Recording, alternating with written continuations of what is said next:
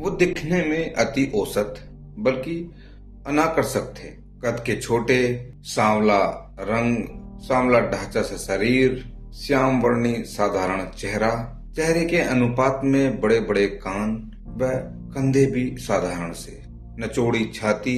अतः पिछली कई शताब्दियों में उनकी छवि से ज्यादा भारत ने किसी की छवि को निहारा नहीं।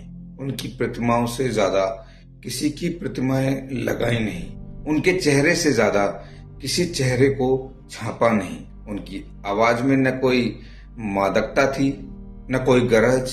किसी अनजानी भीड़ में भी अगर वो बोलते तो न कोई सुन पाता, न ध्यान देता, परंतु उनकी एक आवाज पर हिंदुस्तान खड़ा होता था। उनकी आवाज आकाशवाणी की तरह देश के चप्पे चप्पे तक पहुंचती थी और दूर दराज का ग्रामीण भी सत्याग्रही हो जाता था।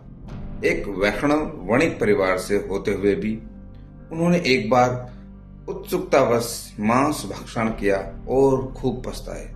अतः उनके आश्रम में आकर हजारों लोग शाकाहारी हो गए। उनके नाम के साथ शाकाहार और पशु प्रेम सदा के लिए जुड़ गए।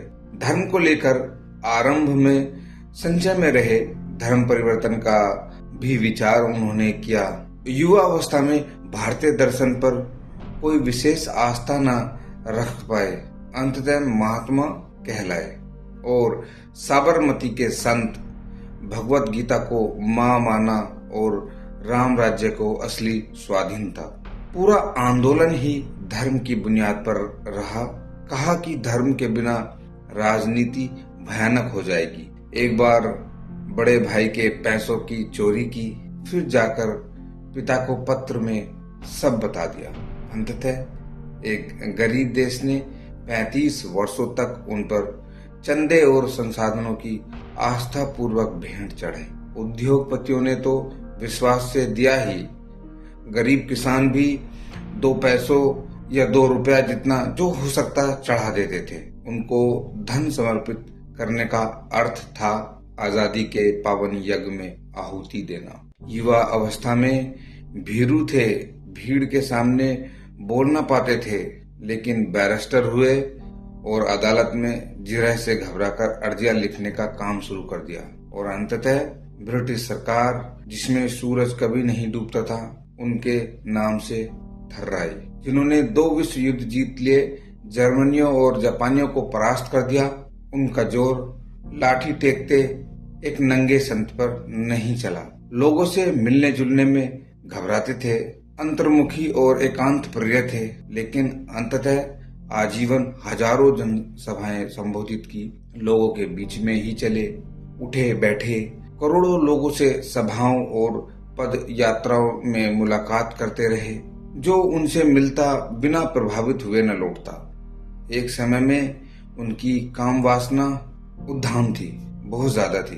पिता के अंतिम समय में भी वासना ने पिता के सराहने से दूर कर दिया।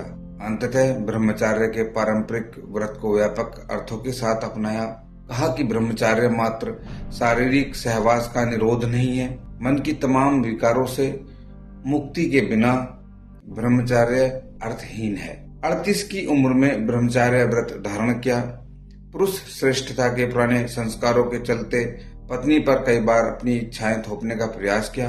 अंततः कस्तूरबा शांतिपूर्वक उनकी अनुचित इच्छाओं का विरोध करे, वह सहयोग से इनकार करे। धीरे धीरे पत्नी के समक्ष नमित होने लगे।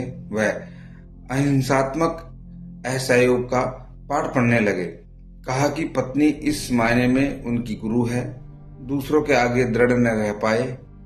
कई बार दबाव में आकर दूसरों की इच्छा के सामने झुक जाएं, लेकिन अंततः उनसे ज्यादा जिद्दी आदमी कोई दूसरा शायद ही हो। उनके सामने चर्चिल को पसीने आ जाएं, जवाहरलाल हट करने से घबराएं, असहयोग आंदोलन हो कि असविनय अवज्ञा अपने निर्णय पर शुरू करें और किसी चोरी चोरा के होने पर स्वयं ही अंत। उनकी न सुनी जाए तो अनिश्चितकालीन अनशन। अंग्रेजों के सामने हीन भावना से ग्रस्त थे। पढ़ाई के लिए ब्रिटेन गए तो अंग्रेजों जैसा दिखने की कोशिश में समय और धन व्यर्थ किया। अंततः पूरी ब्रिटिश सत्ता ने उन्हें ससम्मान हैरत की नजर से देखा और लाखों यूरोपियनों और अमेरिकनों के वो पूजनीय व प्रेरणास्पद आदर्श बने। जातिगत संस्कार, माहौल और परिवार से उन्हें विरासत में मिले थे। पत्नी भी वर्ण व्यवस्था में विश्वास रखती थी। अंततः हरिजनों को आश्रम में सप्रेम स्वीकार करने पर उनका कड़ा विरोध हुआ। आश्रम को मिलने वाली आर्थिक सहायता बंद हो गई। पत्नी, बहन, आश्रमवासी सब अवज्ञा में खड़े हो गए। उन्होंने दृढ़ता से अपनी ही सगी बहन को आश्रम से निकाल दिया और पत्नी को सीख देने के लिए एक हरिजन बच्ची को गोद ले लिया। ब्रिटेन में शिक्षा ली और दक्षिण अफ्रीका में वकालत करी। दशकों तक विदेश में रहे।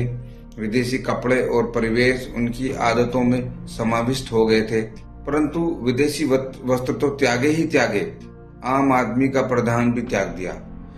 लंगोटीधारी फकीर हो लिए। खादी को ग्राम स्वराज्य का प्रतीक और चरखे को हथियार बना लिया। अंग्रेजी भाषा पर जबरदस्त पकड़ थी। उनके जैसे अंग्रेजी कहने और लिखने वाले कम लोग ही थे, परंतु अंग्रेजों को अंग्रेजी में काम करने पर धिक्कारा। हिंदी तथा क्षेत्रीय भाषाओं का अधिक से अधिक प्रयोग किया। देश के हृदय को जगाने में हिंदी की केंद्रीयता पर बहुत जोर दिया। चीनी उन्हें जीता जागता बुद्ध माने, ईसाई उनमें जीसस की छवि देखें। भारतीयों के लिए तो वो आज के समय के सबसे बड़े महात्मा थे ही। मीराबेन जो मेडेलिन स्लेट जब आश्रम रहने आई तो बोले, गुरु होने जैसी पूर्णता मुझमें नहीं, बस मित्रवश पथ प्रदर्शन कर सकता हूँ, परंतु सदा स्वयं को जमीन पर रखा और कभी अपने विषय में दैवीणा की धारणा प्रोत्साहित नहीं की। आकाश से नहीं उतरे थे, जमीन से उठे थे। उनकी बात में देव पुरुषों की मादक सुगंध नहीं, गांव की मिट्टी का सौंधापन था। मनुष्य से महात्मा तक की श्रम साध्य व लंबी यात्रा की थी। ठीक कहते थे, उनका जीवन ही उनका संदेश है। जो उनके लिए संभव हो पाया, सबके लिए संभव है। जब कोई अपने अतीत, अपनी वृत्तियों और अपने सीमाओं को चुनौती देता हुआ श्रद्धा पूर्वक आगे बढ़ता है, तब उसकी उपस्थिति पूरे जगत में एक अपूर्व चेतना का संचार करती है। मैं प्रणाम करता हूँ एक ऐसे व्यक्तित्व को जिन्होंने साधारण रहते हुए भी असाधारण कार्यों का प्रदर्शन किया। आज उनके जन्मदिन पर उनको कोटि कोटि प्रणाम। जय हो महात्मा गांधी जी। थैंक यू दोस्तों।